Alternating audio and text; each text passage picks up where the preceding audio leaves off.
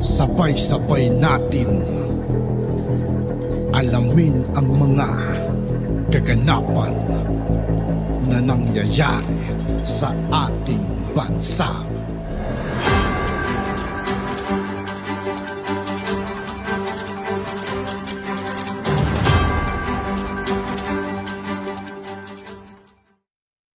Yo, what's up mga kaibigan? This is I2K po again. Ngayon nandito ulit tayo sa channel ni KaBBM News PH. Dito ulit tayo magbibigay ng komento at reaction. Kaya samahan nyo ako guys.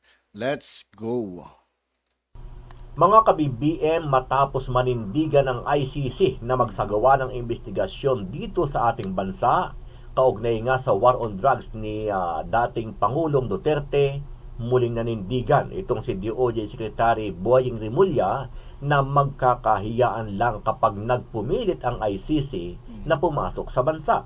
Sa kabila nito, pinayuhan naman ni Rimulya si dating Pangulong Duterte at Senator Bato de la Rosa na huwag nang magtungo sa mga bansang sakop ng ICC, partikular sa Europa. Huwag kayo pupunta sa lugar na maaring ang ICC, makialam. Kasi dito, hindi sila pwede makialam talaga rito. Sabi pa ni Rimulya na patuloy silang nananawagan sa publiko, lalo na yung mga biktima ng war on drugs ni dating Pangulong Duterte.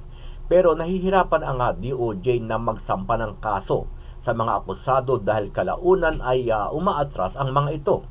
Wala ho tayong tinatalikuran na responsibilidad bilang isang gobyerno. Ang kakaiba lang, naghahanap tayo ng ebidensya upang mapanagot natin yung mga taong gumawa ng mga karumal-dumal na krimen. At kailangan natin ng tulong ng lahat ng mamamayan na ituro at isuplong yung mga taong gumawa ng mga karumal-dumal na krimen. Ano ang masasabi mo dito mga ka-BBM? Dapat ba nating payagan ng ICC na pumasok sa bansa para makialam sa ating judicial? Wala rin, di sila pwedeng pumasok dito kasi may mga gobyerno naman tayo na parang napag-uusapan naman. Sa mga ICC na yun, mga napaghahalatan namang dilawan lang ang may gusto makapasok sila rito. Kaya hanggat maaari, wag. System o hindi dapat tayong pumayag dahil meron tayong sariling batas at hustisya Yun na nga yun eh. May sarili naman tayong batas. Bakit kailangan pa nilang pumasok dito? Pinipilit nilang pasukin. Pinagpipilitan ng mga dilawan. Pinapairal sa bansa. Sama-sama nating panuorin ang buong video at pakicomment nyo po ang inyong mga reaksyon at sariling opinyon. Pero bago yan, muli po ako nag-iimbita sa mga hindi. Sa lahat ng hindi pa nakasubscribe mga kaibigan kay KaBBM News PH, mag-subscribe na po tayo at huwag nyo rin pong kalimutan mag-subscribe dito sa aking channel. Pa po nakasubscribe sa ating channel na KaBBM News PH, pakipindot po ang subscribe button at pakiclick na rin ang notification bell para lagi kayong updated sa mga bagong upload natin na legit at napapanahong balita. Marami pong salamat.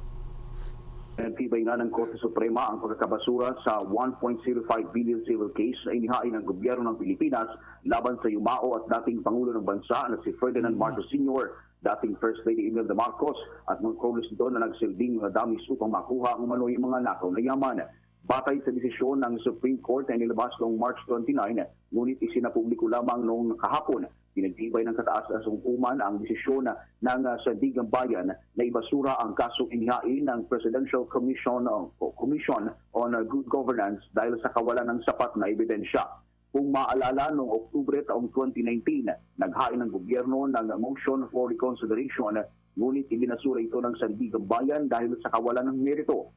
Ang pagkakabasura sa kanilang motion ang naging dahilan kaya't naghain ito ng petisyon sa Korte Suprema noong June 2020 na humihiling sa kataas-asang hukuman na suriin ang naging desisyon ng naturang anti-graft courts.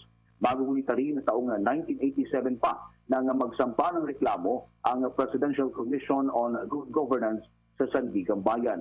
Layunin nitong bawiin ang mga ari-arian ng mga Marcos na pinaniniwala ang nakuha sa iligal na pamamaraan. Pinayuhan ni Justice Secretary Jesus Crispin Remulla si dating Pangulong Rodrigo Roa Duterte at Senador Ronald Bato de la Rosa na limitahan at hanggat maaari ay huwag nang pumunta sa mga bansa na may impluensya sa judicial system ang International Criminal Court. Maaari kasing makapagsagawa ng pag-aresto ang naturang international body sa mga bansang kaalyado nito. Ginawa ng kalihim ang pahayag sa harap ng mga kawani ng media. Ayon kay Remulla, ang kanyang inaalok na payo ay bilang pagkalima na rin sa pagsisikap ng executive branch ng pamahalaan na protektahan si De La Rosa na nagsilbi bilang hepe ng Philippine National Police noong Administrasyong Duterte.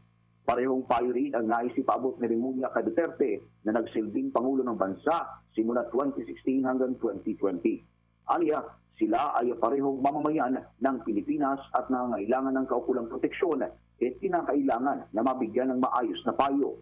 Kabilang rin aniya sa mga bansa na kailangan iwasan ng dalawa ay mga bansa sa Europa. Narito ang naging pahayag ni Justice Secretary Jesus Crispin Remulla. We will offer advice to him also not to travel to countries where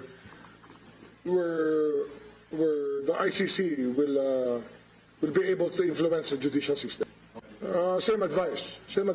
Huwag kayo pupunta sa lugar na maaring ang ICC, makialam. Kasi dito, hindi sila pwede makialam talaga rito.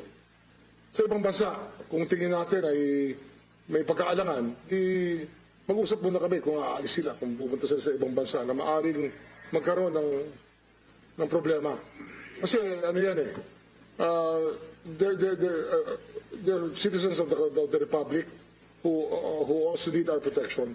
So we have to tell them, advise them properly. Ayon kay Department of Justice Secretary Crispin Remulla, kung may mga war on drugs victim na gustong tumestigo, ay lumapit lamang sa kanilang mga tanggapan. Pagtitiyak ng DOJ na sila ay bibigyan ng proteksyon at patunay ito na may ginagawang investigasyon sa umano'y mga pag-abuso sa giyera kontra illegal na droga sa bansa. Lahat ng mga ebidensya o impormasyon na ibibigay ng sinuman ay mananatiling confidential. Wala ho tayong tinatalikuran na responsibilidad bilang isang gobyerno. Ang kakaiba lang, naghahanap tayo ng ebidensya upang mapanagot natin yung mga taong gumawa ng mga karumal-dumal na krimen. At kailangan natin ng tulong ng lahat ng mamamayan na ituro at isuplong yung mga taong gumawa ng mga karumal-dumal na krimen. Ito ang muling binigyang diin ng DOJ matapos hindi pagbigyan ng International Criminal Court o ICC ang hiling ng Pilipinas na itigil ang pag-iimbestiga sa war on drugs ng nakaraang Duterte administration. Dagdag pa ni Remulla, bilang patunay na gumagana ang ating justice system ay may mga na-convict o nahatulan na. Samantala, hinikayat naman ng DOJ ang ICC na muling ikonsidera ang desisyon nito na pag-dismiss sa apela ng bansa at kilalanin ang matibay umanong commitment ng Pilipinas para itaguyod ang rule of law at ang hangarin nito para makamit ang hustisya. Alam mo, sang-ayon ako doon sa binabanggit ng dating presidente ng Estados Unidos na itong ICC is a flawed, seriously flawed institution. Dahil napakalinaw kasi nito na wala silang accountability kahit na sa Security Council, no? Which means na madali pwede silang ma-consider or madaling ma-manipulate politically, no? Kaya nga itong pagkakataon na ito, dito sa pagpapatuloy ng investigation na ito, ang pinagtataka natin ay number one, sa dami po ng mga drug wars sa Latin America, Mexico, Venezuela, El Salvador, Guatemala, Colombia, ay bakit ang kailangan nilang imbestigahan itong maliit na bansa na kung saan ay nag-e-enforce ng kanilang national and domestic law on illegal drugs, no? Na nakita naman natin yan na napakalinaw kung ano ang naging epekto nito na kung saan ay napigil ng pamahalaan at patuloy na ginagawa ng ating pamahalaan ngayon na mapigil na hindi tayo mauwi at maging narco state, no? So dito sa International Criminal Court na ito ay napakalinaw dito na ito ay kung itutuloy nila ang investigation na ito ay napakalinaw yung tinatawag nating intrusion or violation sa Philippine sovereignty, no? Bakit? Dahil alam mo ang isang batayang prinsipyo bago pumasok ang International Criminal Court, ito yung tinatawag nating principle of complementarity, no? So sa prinsipyong ito, yung ICC is considered as a last resort Na ang ibig sabihin, hindi ka papasok kung ang isang bansa katulad ng Pilipinas ay merong functional courts katulad ng ating hukuman kasama ang Korte Suprema at dumadaloy yung takbo ng ating hukuman. So yung elemento ng unwillingness or inability pertaining to the court system ay wala. So hindi po pwedeng pumasok ang ICC dito at tinatawag nating isupplant or i-override ang national court system. Opisyal nang naglabas ng pahayag si dating Press Secretary Trixie Cruz Angeles kaugnay sa naging desisyon ng Korte Suprema na suspindihin ito mula sa pagiging abogado sa loob ng 6 na buwan. Ang naturang suspensyon ay dahil umano sa paggamit nito ng di kaaya-ayang pananalita sa isang pleading na kanyang inihain sa korte kasama ang kanyang co-counsel na si Attorney Ahmed Paglinawan. Ayon sa Supreme Court 3rd Division, nilabag umano ni Angeles ang Code of Professional Responsibility bilang isang abogado, partikular na ang Rule 8.01. Nakasaad sa naturang kautusan na bilang isang abogado ay hindi dapat ito gumagamit ng mapang-abusong pananalita, offensive at improper language. Sa isang video message, tinanggi ni Angeles na siya ang nagsulat ng naturang pleading. Aniya, gagamitin nila ang lahat ng legal na remedyo upang maiwasan ang naging desisyon ng Korte Suprema. Nagpasalamat rin si Angeles sa kanyang mga followers para sa kanilang suporta, ngunit hiniling rin ito sa kanila na huwag bastusin ng Korte Suprema. Hindi po ako ang nagsulat ng pleading na yon. At yan po ang depensa namin. Gagamitin po namin lahat ng mga available na remedies upang madinig kami ng buong buo ng Korte Suprema. Gagamitin at uubusin namin lahat ng mga proseso ng makakamit ng hustisya sa kaso nito. Nagpapasalamat kami sa lahat ng mga nagsusuporta, lahat ng nagpadala ng magagandang mensahe, lahat ng nagsasabing they stand with me. Maraming salamat po because this really and truly touched me and will help us too during these times. Gayunpaman, may hiling ako. Let us not disrespect the court. Huwag po tayo gumamit ng masasamang salita sa ating mga magistrado ng Korte Suprema. Samantala, sinabi rin ng Korte Suprema na hindi naghain ng motion for reconsideration si Angeles. Bukod dito, ay dati na rin sinuspindi ng kataas-taasang hukuman ang dating opisyal. Sa kabilang banda, sinabi ng Korte na resonable ang kanilang ipinataw na penalty of reprimand kay Attorney Ahmed Paglinawan dahil isang beses pa lamang ang naging paglabag nito.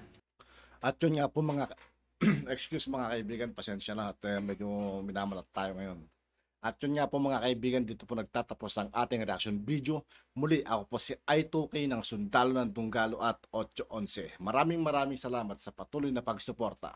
Yeah, peace out.